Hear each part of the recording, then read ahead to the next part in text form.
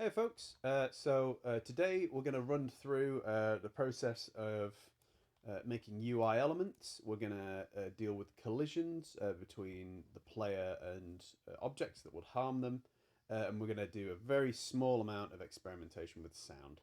Let me just quickly check something. Video capture, desktop audio. I just need to make sure the audio is on for this because I know in the demo there wasn't, and that was a problem. So it is definitely working now, so that's good. So if I quickly just give a quick demo of this, I've got this little red cube here. You can see I've got a red life bar along the bottom. If I go wander up to this thing, the screen flashes red. You can see a little indicator in the top hand corner showing how many lives I've got left, or kind of how much health I've got left. And as I keep hitting, it keeps getting lower and lower. And then when I die, the screen goes red, and I'm clicking the keys, but I'm not able to move, so the input has been disabled. So that's kind of what we're going to be creating today. I just very quickly need to disconnect some of the logic that I'm demonstrating that with, because when it comes to the characters, it's a bit of a unlike being able to create separate objects, because this function is part of the character. I can't really isolate that without to show you an example without having to disconnect stuff. That's kind of a little sneak preview of what we're going to be doing.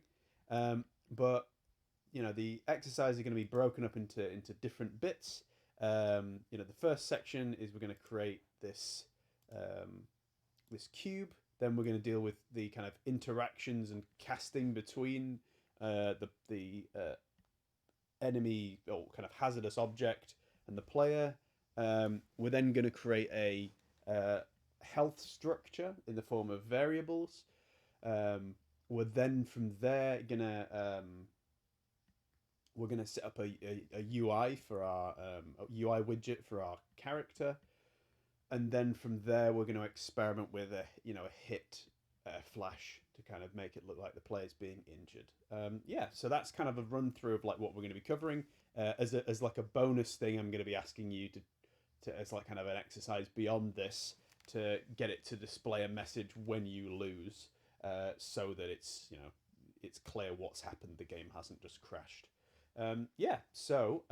Without further ado, what I'm going to do is I'm going to add this little red block to my pile of other hazardous blocks, and we're going to create a new one from afresh. So what I'm going to do is come over to the little palette over here. I'm going to drag out a cube, and I'm going to go to the blueprints window, and I'm going to edit this and turn it into a blueprint. Now, there's two ways that I could have done this. I could have either come to this window here, I could have right-clicked, and I could have created a blueprint class. This is, if you watched the previous video, you'll have seen me do it the other way rather than this way. This is just me showing the alternative method of doing that. So if I create that blueprint, we've got that window that you saw last time when we were working in blueprints. You can see here it's a slightly different arrangement to what we had before. You can see that this here was called something like root. Because we created it from an object, this blueprint, rather than just creating it in the content window, it's got this specific name. It's not a huge problem. It just means that like from the offset, it has this shape as its root, rather than having to add it afterwards like the door. So the only thing that we do need to add to this is we're going to add a box collider. So search for that, box collision. And then in here, if I just go to the scale function, I'm just going to make this. Ooh. Why is it not working? Oh, there we go. I think you've got to click on the window first.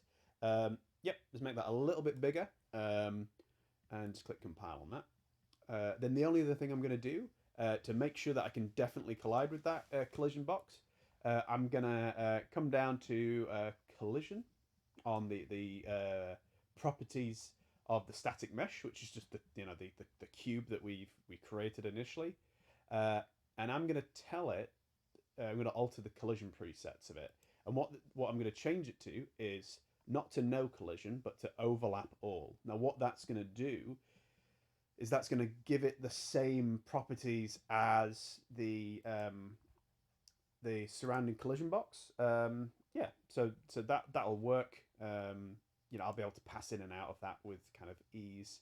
So if I quickly just kind of hop into the game now, you'll see that I won't be able to collide with that box, and I'll just kind of pass through it. Yeah, so that's good. The only other thing I want to do is to kind of indicate that this is a hazardous device or some kind of hazardous material. My little blueprint, I'm just going to call. I'm going to come down to the material, wherever it is. Oh, it's because I've got to choose the static mesh. Yeah, I'm going to come to the material here. So if I click on this, as part of this, should be a red material. So now I've got this very kind of obnoxiously red material. Just click compile on that. I always try to compile as often as possible. Yep. So if the only thing I might just do is just change the name of this to called like enemy what should I call it? Damage block cube. There we go. So that just needs to recompile, like compile or whatever. I don't know what the term is. So I've got that now. So I've got this cube that technically can damage me. Now what I need is some means of me interacting with the cube. So what we're going to do is we're going to go into the event graph. We talked about that before. You've got the viewport, the construction graph, and the event graph. The event graph is the place that you're doing most of your programming and most of your kind of logic creation. You've got your event begin play, which is like your when created, or on the start. You've got your event tick, which is update, and then you've got your actor begin overlap, which is just like an initial collision event. So we're just going to use this one. So if I just drag a little node off of here, what I can do is just do a little print and just say, ouch, if I collide with the box. So if I go back into here, come back over to the cube, you can see now I'm getting this nice little message saying, ouch, when I collide with the box. This is good, but I kind of want us, this isn't going to be very useful if we're wanting to kind of put code inside of our player. We need to do something known as casting to be able to communicate between objects. So I'm just going to delete this here. And what I'm going to do is if I, let me think. If I try and search for the word cast, you can see that you're getting all these things that you can kind of reference. This is basically the means of communicating between blueprints and different objects in game. And this is really powerful and really useful. The only thing that you have to make sure of is whatever you're referencing here has to match up with this actor here, or whatever you're like. If I do what we're searching for, which is first person character, which is the player, this always needs to be filled. If you don't, you'll get a compiler error because it's referencing nothing. And what we've got here is when something collides with the cube, the other actor in this situation is the player. So if we connect that across, that should now be fine. And what we can do within this is we can then reference the character, and we can access all the attributes of that character, which is really handy. It's a means of kind of having logic run between different characters. And a means of testing this now is we're going to go back to our first person character, and we're going to create what's known as a custom event. So custom events are useful for a variety of reasons. One of the kind of the best reasons, particularly when you're dealing with you know uh, visual scripting and node-based logic, is that, as you've probably seen from this stuff here, it can become a bit of a spaghetti fest very, very quickly. So by having custom events, you can kind of compartmentalize. You can break up those like complex systems into well labeled individual sections. So, for example, for us, I'm going to create a custom event, and I'm going to call this event damage. And what that will allow us to do is to run some kind of sequence after it, which will trigger any time that like the player is damaged, and we can call on this whenever we want in code. I'm just going to do a very simple thing right now, which is just going to be to do a print string, which we did before. Ouch! Just whoops. I can't see because of the cursor. Ouch. Compile that, and then go back to our cube. If I try to search for damage,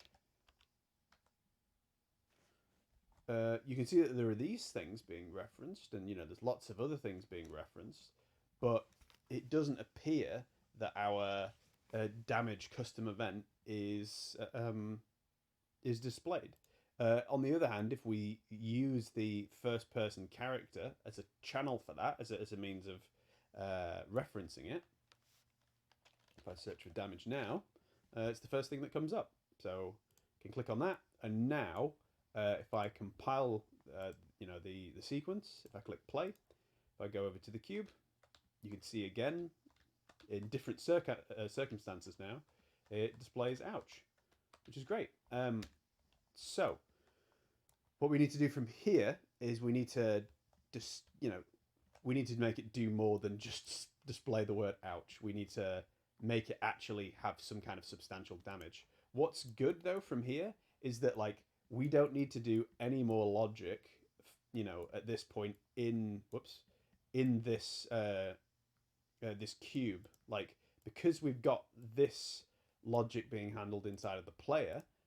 All we need to do is reference it, and that's it, which is really handy. So if you had like multiple objects, like a projectile, or some kind of some kind of like a event, some kind of like a death spike or other object that might hurt the player, all you need to do is have that reference in there. Obviously, it's dependent on how much health the player is going to be losing, but if you're just doing basic damage consistently across, that's a really easy way of doing it.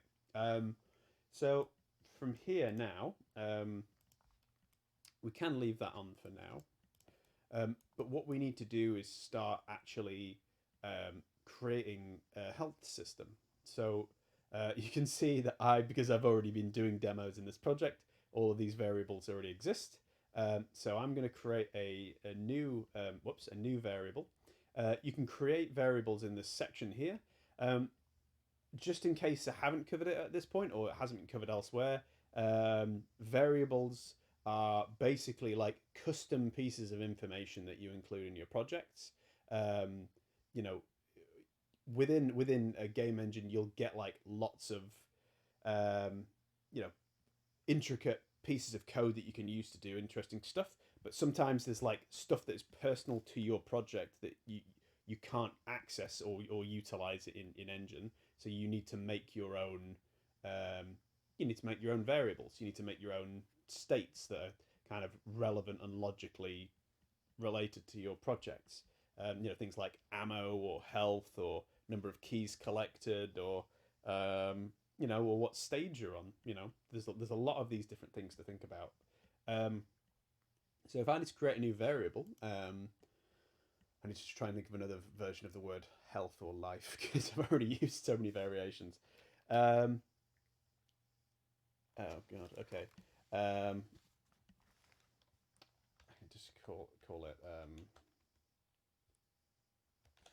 call it lives. It's going to make it a little bit complicated, but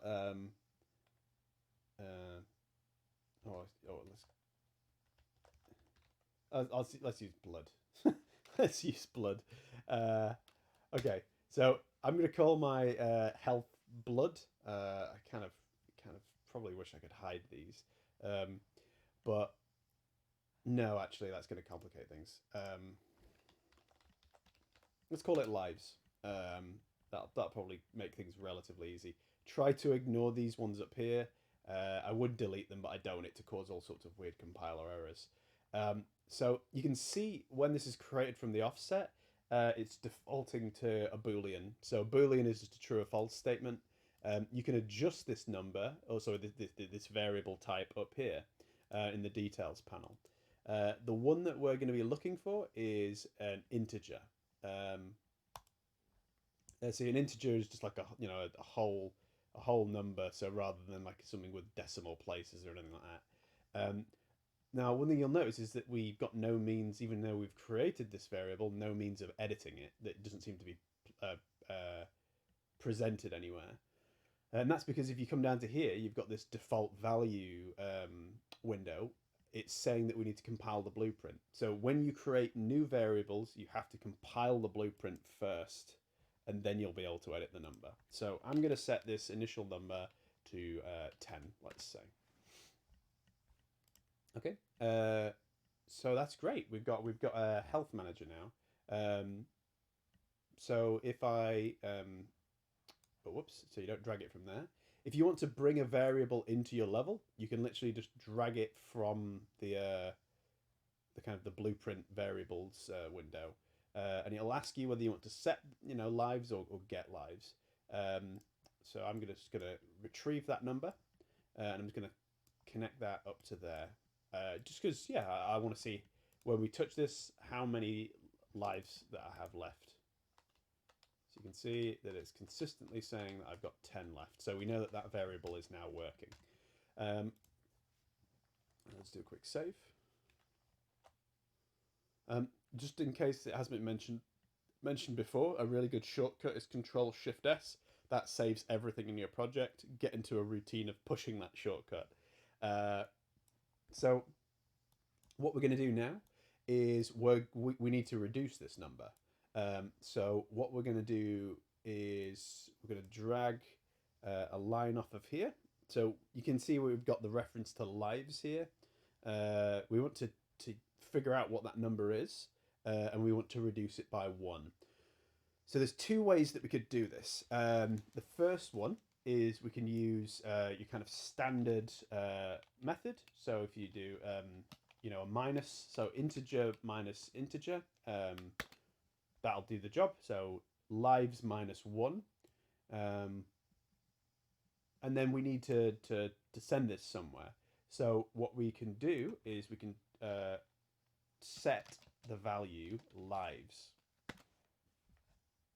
So yeah, what this is doing now is if we look at this whole sequence in order, it's when damage occurs, it's printing the value of lives, and then it's reducing it by 1. The one thing that you might want to keep in mind, and did catch me out in the last demonstration I did of this, is if you are making adjustments to this number, make sure that your print variable is displayed after you've made the changes. Otherwise, you'll be stuck scratching your head for a while. Why the numbers don't match up. For example, if you had if you put it before, it wouldn't reflect the number being reduced. It would only show you the state before it changed.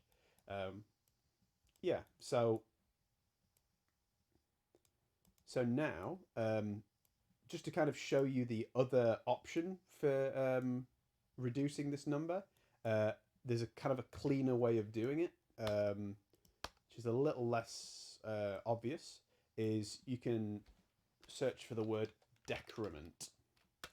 And what that is that's the inverse of increment. So that's just a means of saving yourself having to produce one block, and that just reduces it by 1 one value, so one, by one each time that this code runs. Yeah, so that if you're just wanting to reduce a number by one, that's a really valuable piece of code. If you wanted to, reduce it by three or reduce it by five, you'd want to use the other option. Yeah, so now if we quickly compile that and then quickly test it, you should see that this number over time drops 7, 6, 5, 4, 3, 2, etc., etc. Come on.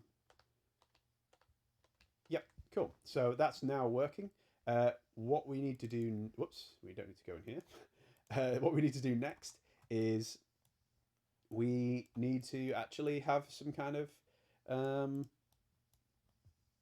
state, that kind of does something with this. So what we're going to do is we're going to create a line off the back of here. We're going to create a branch, and this is gonna, we've covered branches previously, but I'll just recap over. So a branch basically asks a question. So in this case it's pretty straightforward. It's a true or false statement or an if function, and the question that we're going to be asking is lives greater than 0? And I always get mixed up on these. If you were in the lecture before, you'll have seen me absolutely struggling with these, getting completely jumbled up. But for the purposes of this, it'll be lives. If lives is greater than 0, we want it to check. You'll see as well that I am using the same reference here for 3 different pieces of code. That's perfectly fine.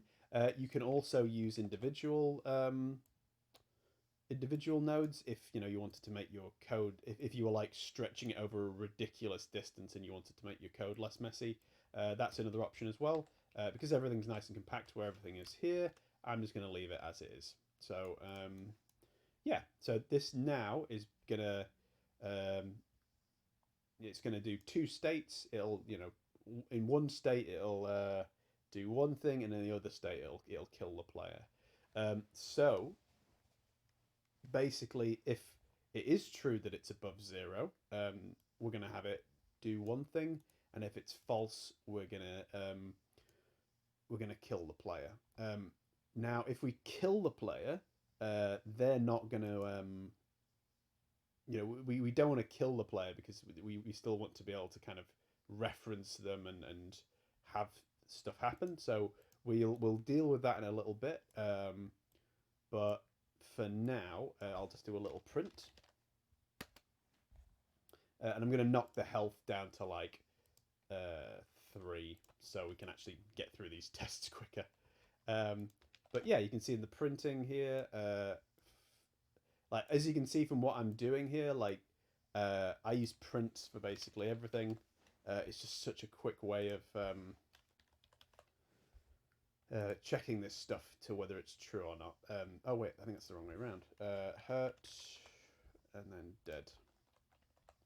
Cool. So if I click play, go over here. So hurt, whoops, dead.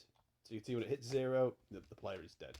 So that's great. So that's all working fine now and kind of working how we wanted it to function. So just to kind of run through it from the top, we created a cube. We within that casted to the player, which is like a means of communicating with the player remotely without having to kind of create some kind of. It's basically a means of creating a bridge between the 2 objects.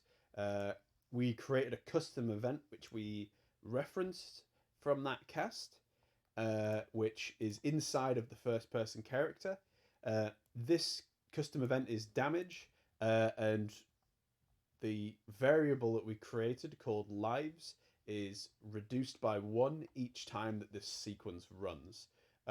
This then displays that to screen, and then it asks a question, which is that value, is lives still above 0? And if that's true, hurt the kind of, we've got a print that says hurt the player, and if it's false, the player is dead. So Yeah, that is effectively like a health system, absolute bare bones. Obviously, these outputs need to be finished off, and it still needs some work. We need a better means of visualizing it than the print function, which is kind of what we'll delve into next.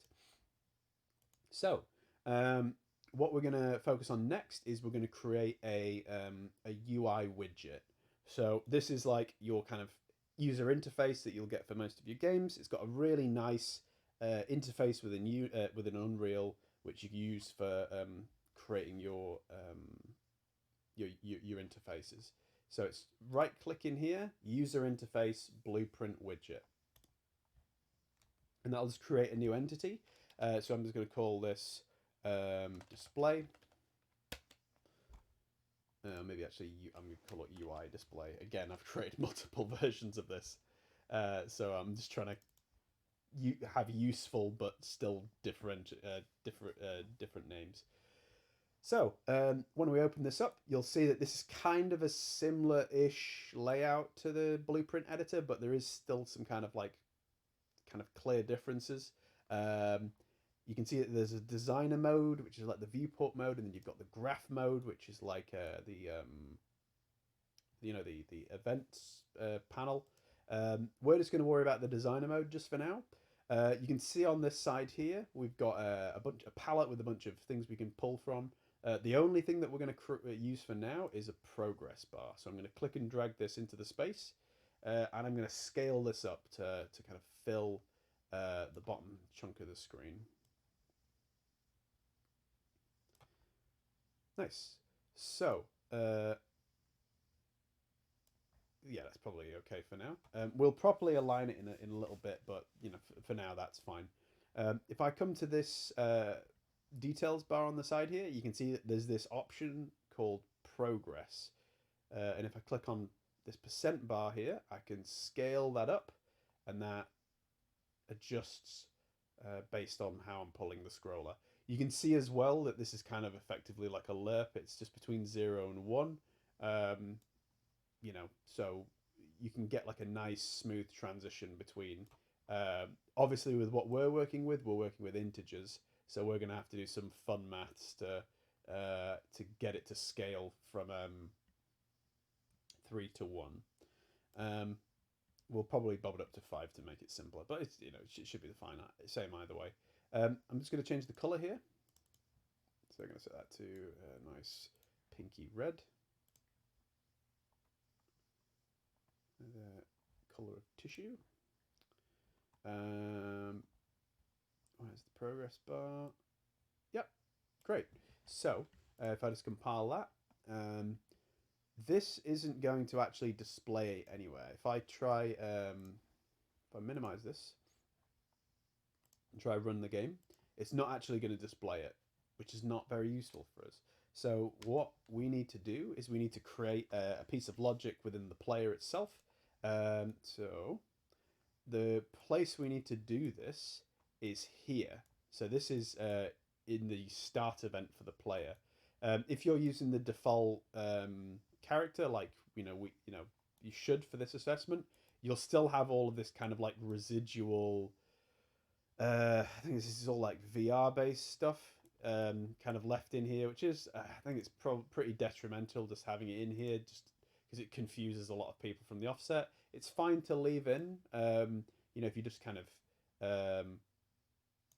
just bring it over a little bit further, but leave it connected. What we can do is we can create some blocks off the back here and then connect that up to where it's needing to go. So the first block we need to create is one called create widget.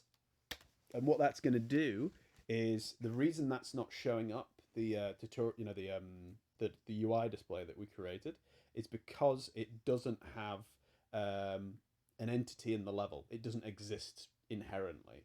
So you can see here that we've got this block. We can search for the actual our interface, our UI, and you can see we've got UI display there.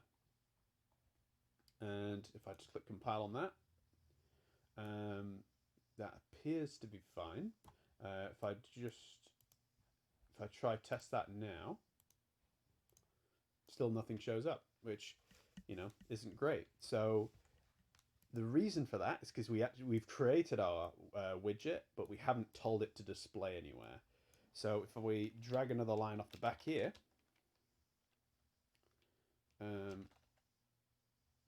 you can see that there's this option here to add to player screen.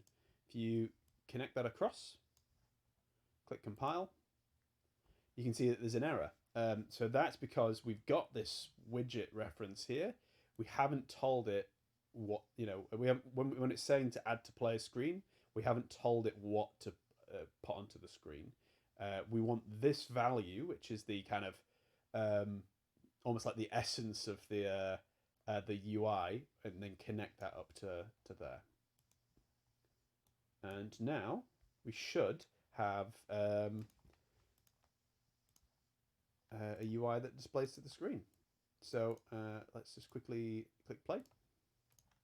And you can see we've got our janky UI working. Obviously, it still needs a ton of work to get it right, but it's getting there. What we can do at this point as well is we can just select these and then click C and get used to that routine of commenting your code. We're not going to do anything else to these pieces of logic, so this is why I'm suggesting it at this point. So when created,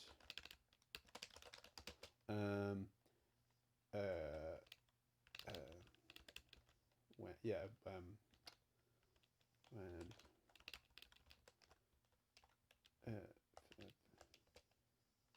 created, create a UI widget and add to player screen. Cool. So one other thing to keep in mind is you can see that this is left empty, this owning player. Depending on the circumstances, you may need to kind of define this further. I think because this is inside of the first person character, it's fine.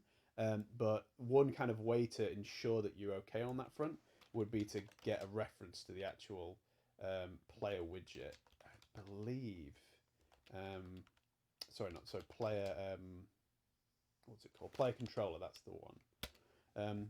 You could theoretically get a reference to the player controller here, just to be sure. But, you know, that's context sensitive. So that can just stay as it is. You can see that still works with that function in there. So let's kind of go back to our UI and let's kind of tweak it a little bit further. So again, these are fantastic tools that you have at your disposal. There's a lot that you can do with this.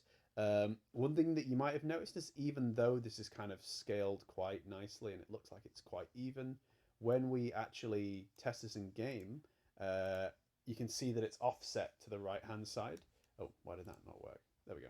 You can see that this is offset to the, to the left hand side. There's this kind of uneven gap here, which isn't great. So the way we can fix that, you can see that there's this kind of looks like sunflower in the top corner. This is the anchor that your UI is using to figure out where it needs to fix itself to.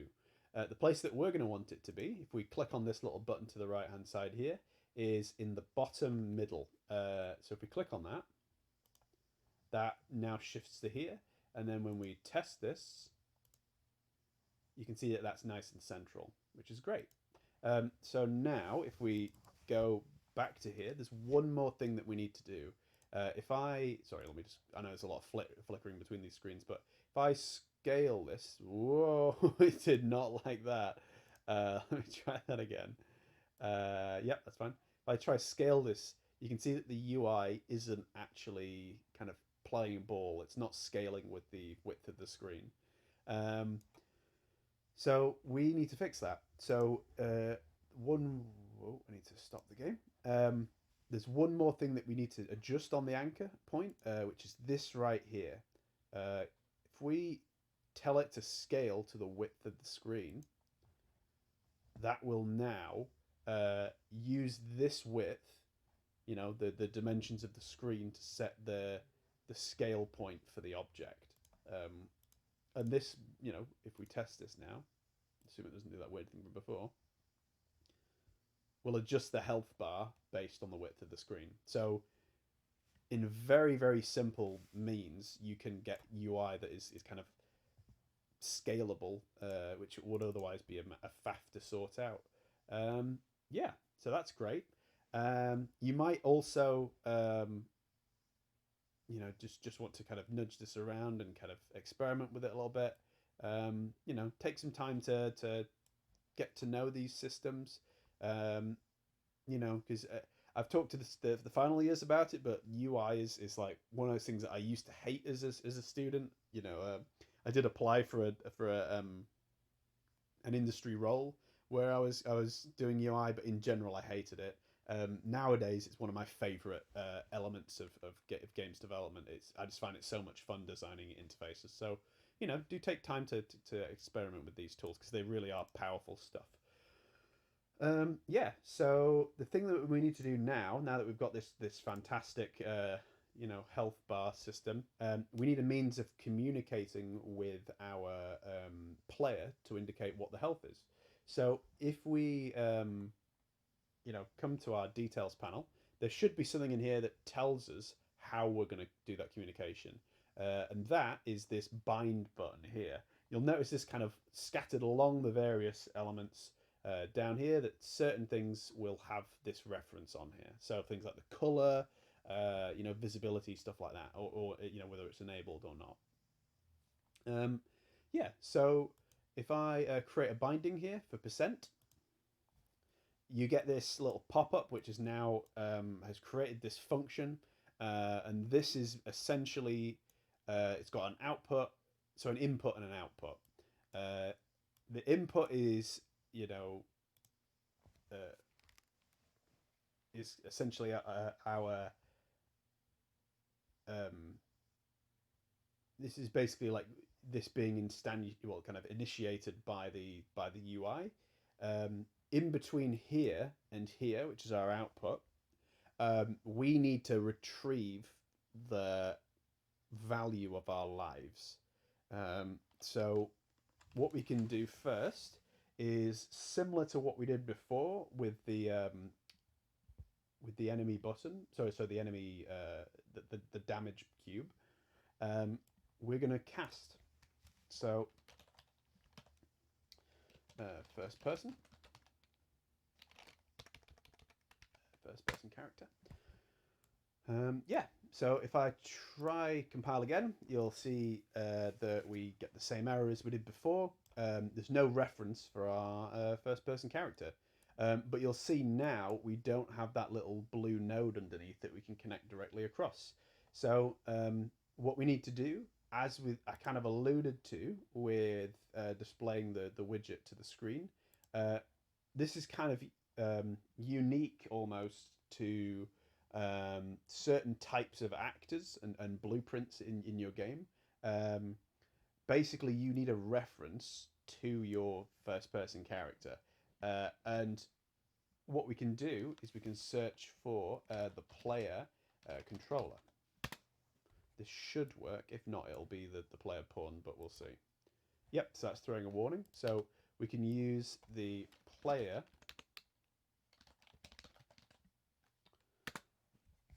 and that shouldn't throw an error.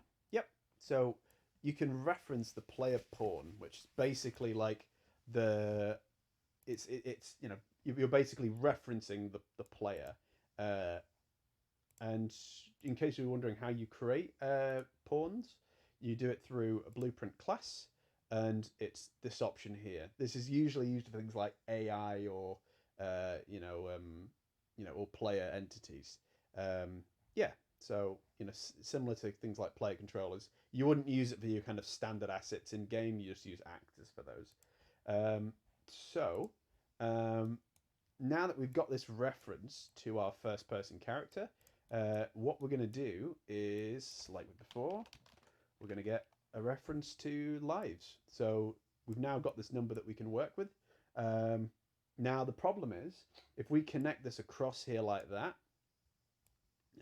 you can see that it's changed it from a integer to a float. If you remember what we talked about before, how the fact that this is basically just between 0 and 1 If you think back, our health is, I think it's currently set to 5. Oh no, so it's set to 3. I'm just going to nudge this up to 5 for now, just because I want it to be a higher number than that, or maybe 10. Let's set it to 10.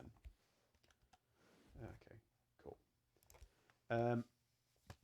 So yeah, we've got a problem. So basically, if I compile this now, the health bar's full. That's great.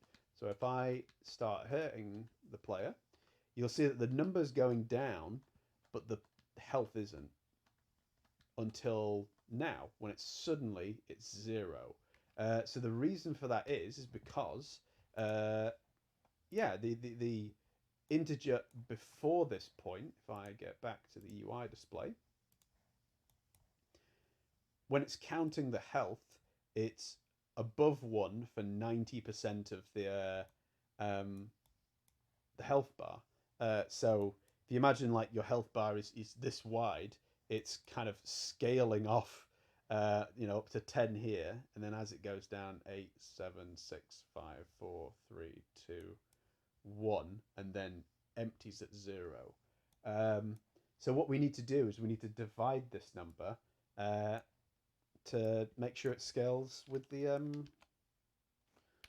health bar. So what we can do with that is we can just divide that by 10. So whatever number that the lives is, divide that by 10. So now 10, 7, 6, 5, 4. You can see that that's now working. We've got a functional health bar, which is great. The other thing that you might want to do, which is a little bit of an elegant solution, is let's say that you wanted to adjust the player health and wanted to have that dynamic. If I just quickly save that, I could go back into the first person character. You can see that I've already created this variable from before. I'm going to call this something different though, just for the purposes of what we're doing. I'm just going to create another variable called Livestart. And what that's going to do, if I plonk this here, we're going to set Livestart at the beginning of the creation of the first person character. Now what this is going to do is, you know how we've got that number there, which is dividing by 10? I want that to match whatever the first person character's health is when the game begins. So we're going to check when the character's created what its initial lives are, and that will set that number there. And then when we come into our UI display, as with before, I can reference the lives. Sorry, the live start, and plug that in there. So now, whatever I set that number to for health, so let's say I set it to 7. So a real nice awkward number. You can see that the UI adjusts to it, which is great. So we've got a nice kind of dynamic health bar now, which is really useful. That's how we're doing for time. Cool. So what we're going to do now that we've got this health bar working, let's get a how do I get back? There we go. Let's get a flash appearing on screen as well. So we're going to grab a border. We're going to drag that in, and we're going to get that to fill the entire space. And we're going to do what we did before. We're going to anchor it to the center, and we're going to make it fill the entire screen. So you see that? So we clicked on this one here. That's meaning it scales in both vertically and horizontally. So it is consistently filling the screen no matter how it's scaled. If we scroll down to appearance, we're going to change the brush color. We're going to change it to an intense red. That's probably horrible to look at on your screens. So we're going to turn the alpha down to about 2.5.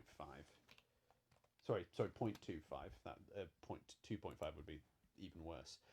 Yeah, so now we've got this kind of low opacity effect on the screen. Nice. So if we test this now, you should have a kind of red mist effect on your screen, which isn't what we want. We want to tie this to a Boolean, which is basically like when the enemy is hit, we want it to show up, and then when there's been a certain amount of time pass, hide it. So yeah, if we come to our first person character, we're going to create another variable. And this time we're going to call this, let me think of another word. I'm just going to call it hurt. Nope.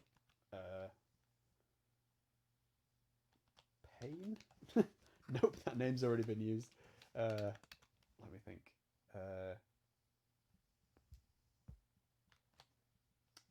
Let me think. Sorry, I'm really struggling with this. I thought of so many different name variations.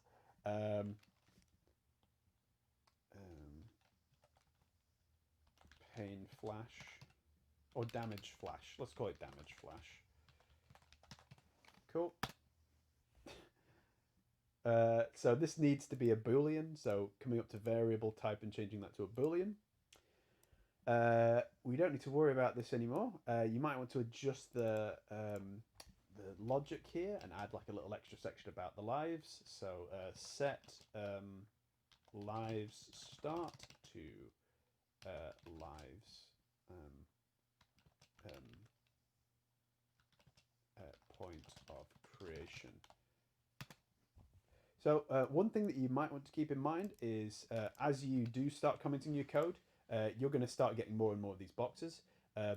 It's a good thing to know that if you click on the actual comment box, you can disable this obnoxious bubble thing. Basically, like when you zoom out this far, you end up with these like horrible overlapping bubble descriptions. So you can disable them there, which I prefer any day because it just makes things so much less messy. So we've got this variable now called damage flash.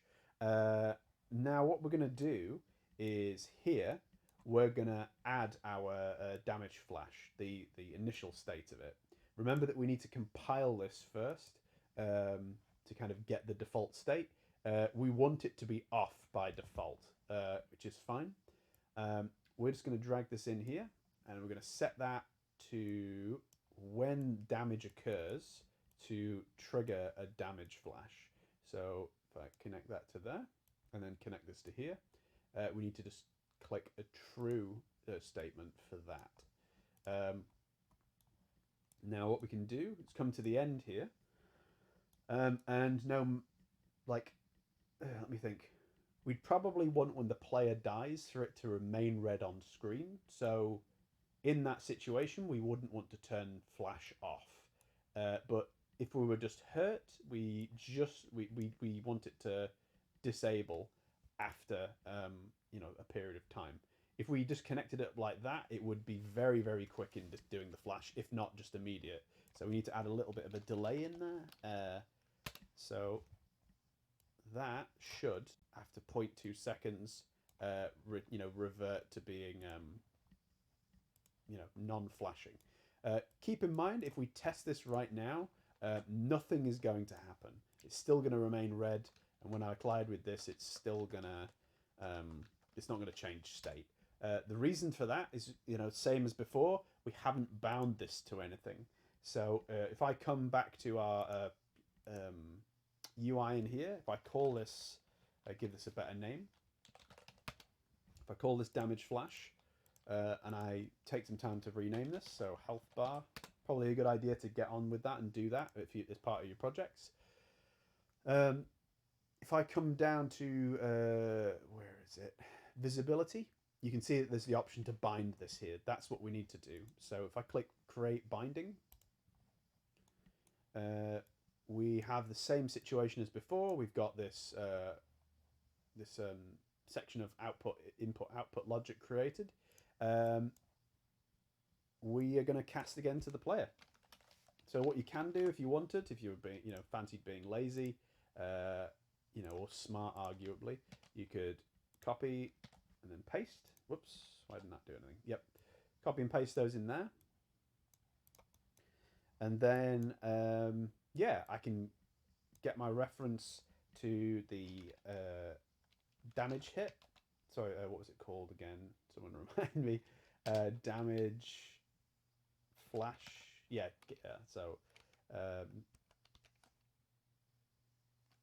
So what we're going to do with this now is, rather than setting the variable, we're going to retrieve whatever the current variable is, and we're going to use a branch. And yeah, it'll just be pretty straightforward. It's a nice little true or false statement. If damage flash is true, we want the red effect to be visible. And what we can do is that these outputs, we can have multiple outcomes. So if it's false, we can set it to hidden. So now we should theoretically have a nice little flash when you get injured. Great. So let's just quickly check for time. Cool. So we've got about 10 minutes. That's brilliant. So we've got one more kind of main thing that I want to cover, which is sound. But what I would say is, one thing I'd like you to try and figure out for yourselves is how to get it so when you've lost all of your health, if you have it. Oh wait, okay. So actually, that needs to be added separately. Huh. Okay. One thing to keep in mind is when you're adding text, you may need to add like a text box to contain it before. That's interesting. Oh, you can add it to there. Okay, let's see if that works with the text as well. Yes, it does. Okay. So when you're adding stuff, once you've added one of these border elements, you may need to add it in here rather than into the scene, because it'll try and attach it to the border object, the damage flash. But yeah, what I want you to do is, I'll be deleting this afterwards. Where is my text block? Oh, it's here. It's tiny. So if I scale that and position it.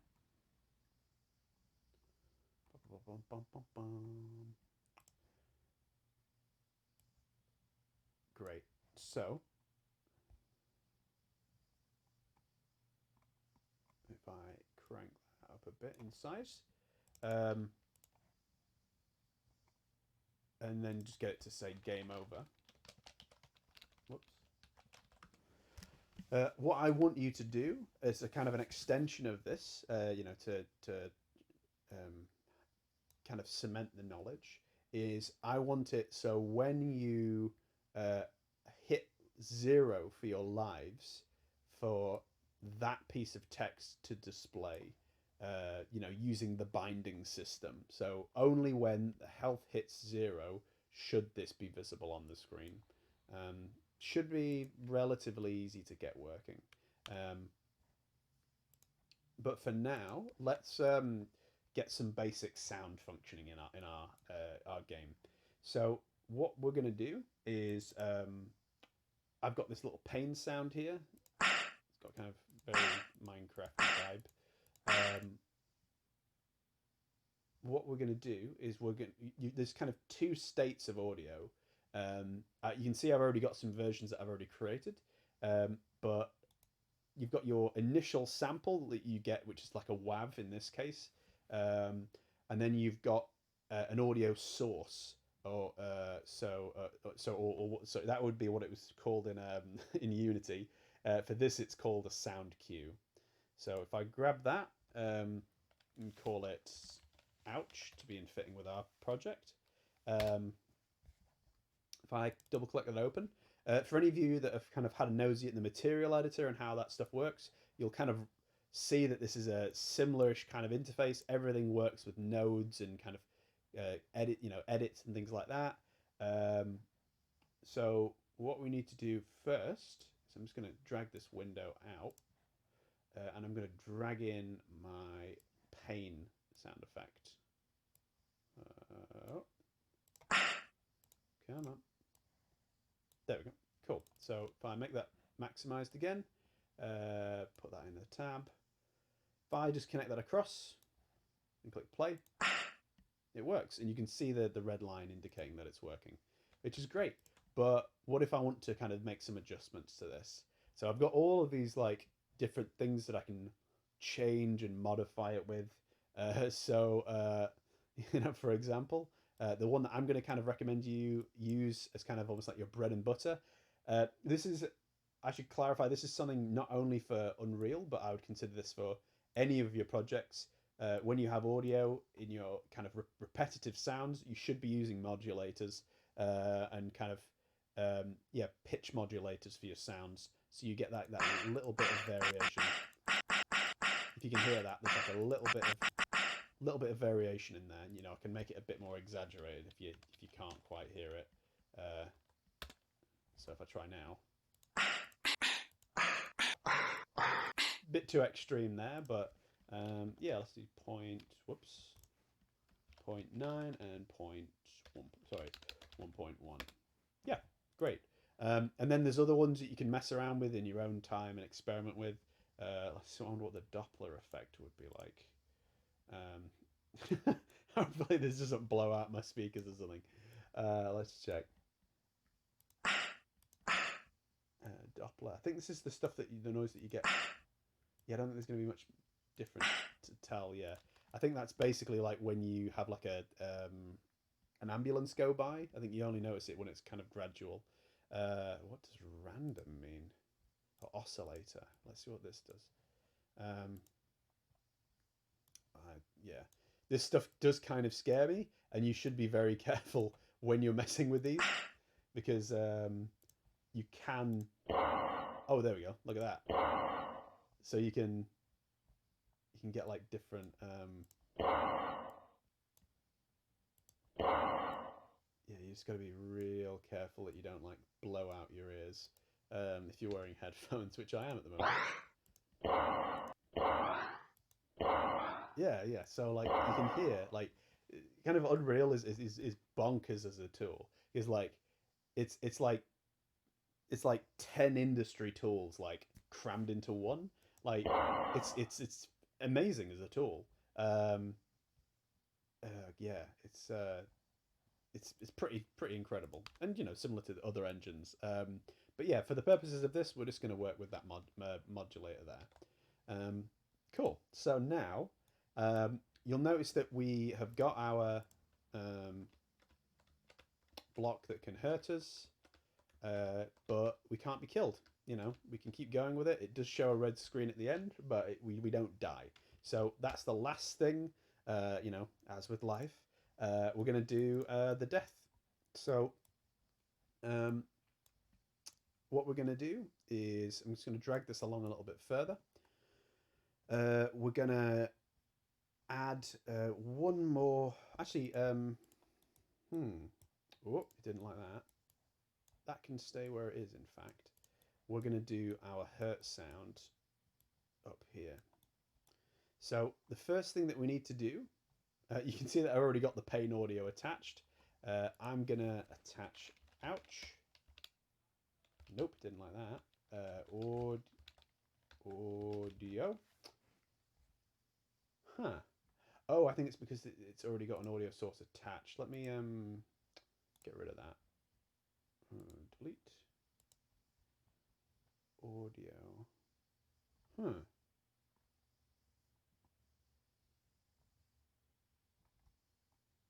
Okay. I don't know why it's not letting me find the other audio components. That's audio component is used to play a sound. Oh, it's because it's just defaulting to pain. That's fine. Okay, cool. So yeah, let me just undo that because that actually would be useful to preserve if possible. So yeah, I've added the component, the kind of sound component to this now. what I can do is I can change the reference here to ouch, which is our sound cue.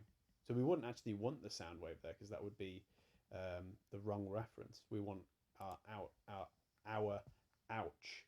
Um, yeah, one thing that you'll also need to do, which I think is already disabled for mine, if I scroll down to here, you can see that I've already got auto activate turned off. You won't have it off by default, so you need to turn that off. Otherwise, it'll make that noise when it initiates. So if I just compile that, yeah, it's fine with that. That's okay. It's real straightforward. So just play. So that now should play the sound of pain when you get hurt. And yeah, what's nice as well is you can see that there's all these different. Oh wait, no, apparently not.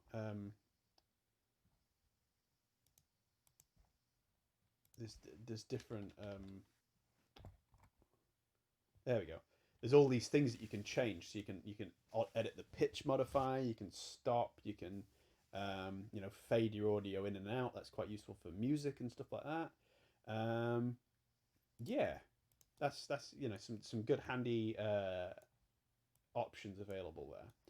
So the last thing that we need to do is if I kill this character, so if I destroy them, and if I, to save a little bit of time, set my lives to 3, so we can kill the character quicker, you'll see when I go here, it doesn't play the last ouch when I die.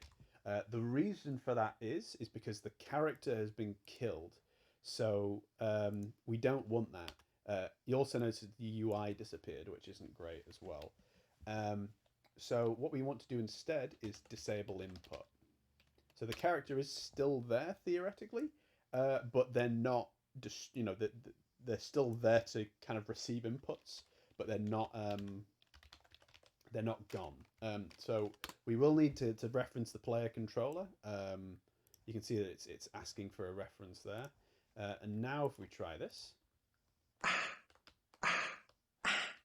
you get the sound, and yeah, I can't move anymore. So yeah, that's pretty much, and is that on the mark? Oh, we did go a minute over. But yeah, in general, that's pretty much everything I wanted to cover today in terms of class materials. Have a mess around with this stuff, and kind of go through this at your own pace. For anyone wondering as well, I think it's been kind of discussed with the students. If you're kind of struggling at this point, and you're finding a lot of this stuff quite overwhelming and complex, we're going to be trying to organise like a catch-up session to kind of because obviously you're a lot of first years. You know, there's a kind of a broad range of there's a broad range of you where some of you might be completely new to programming, and some of these terms I've been using are gobbledygook, and then for others this might be pretty basic. If you've been doing programming for ages. So I just want to make sure that we can get people up to speed. If you are interested in that, get in touch with me. We're going to try and use my office hours to kind of get you up to speed, and do like a group session to kind of have you ask questions and do some activities with an Unreal to get everyone up to speed. Cool. So other than that, give this a go. Maybe have an experiment with different formats for UI. Maybe think about things like oxygen meters or let me think. I mean, sprinting is a bit more tricky, but like think about the different ways that you could use these elements for UI. Maybe when you collect a power up, you get like a golden glow instead of a red flash. Yeah, there's a lot of kind of interesting ways to utilize these basic methods of UI. Cool. Have fun experimenting with it, and look forward to seeing what you get up to.